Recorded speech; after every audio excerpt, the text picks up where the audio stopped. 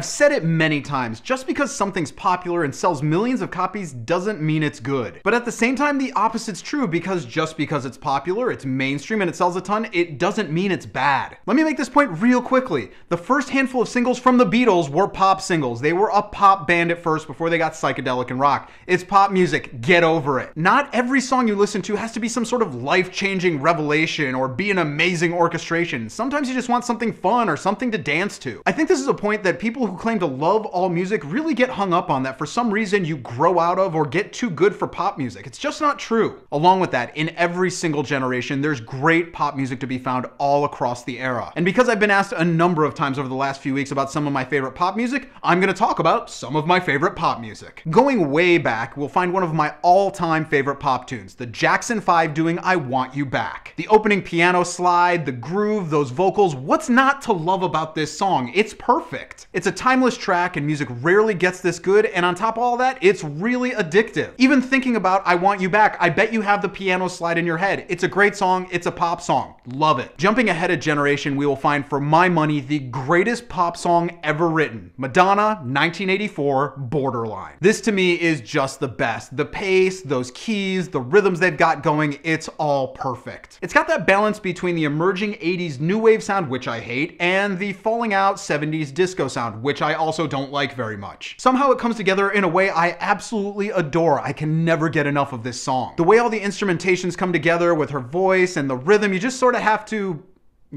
get into the groove. Yep, I said it. The vocal is mesmerizing, it's catchy, it's fun, it's danceable, it's singable. This is everything a pop song is supposed to be. And honestly, for my money, you've just never gotten better in the world of pop. Now, the 90s brought this onslaught of pop music. You couldn't get away from it. Boy bands were huge again, female singers were huge again. The pop sound was morphing every single year, but pop singers were on top. And to be honest, I've said this before, I still enjoy NSYNC, and the first 2 or 3 Britney Spears records are really good. That is to say, they're really good pop music. The orchestrations are good, they're well written, and this is really before auto-tune and pitch correction got way out of hand. She had to be able to sing a little bit. It's just fun music, plain and simple, and at least for me, there's definitely a place in my life for that. Now, the last decade has really been hit or miss for me, as the end of the album era for pop stars has basically created the singles artist. And it's become somewhat boring to me. You don't have someone who's dominating left and right, putting out great single after great single. It's just not happening. That being said, like so many people, I really enjoy Lord's Pure Heroin record. The second half is so damn good. I spin it regularly. If you haven't checked it out for whatever reason, trust me, this is an anomaly within the current pop scene. You need to check it out. It's worth the time. Now, here's the big admittance that may lose some of you. I have a soft spot for the bridge and chorus to Call Me Maybe. I really like it. I'm sorry. The verses are pretty boring for me, but the movement they get in the other sections are great. It's bubblegum pop at its best. I love it. Get over it.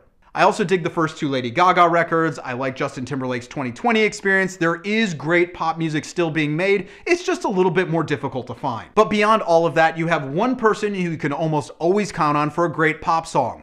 Prince. In every decade, Prince has found ways to make insanely great pop tracks. Some people might want to say he's a rock star, soul star, R&B, but I'm sorry, those are pop songs. Sure, they go into other areas, but they're also popular. They have that pop appeal to it. They're catchy. You want to sing to them. It's pop music any way you look at it. Whether it's Take Me With You, the title track to Musicology, Get Off, I can go on forever with great Prince singles that you have to love. And along with that, I think it solidifies my case that Prince is a pop star. It's a solid case. Prince is one of the greatest artists ever, and how can you not love it? To hate pop music is to hate Prince, and who wants to hate Prince? In the end, hating on pop music just because it's popular is dumb, so leave your pretension at the door and enjoy the music.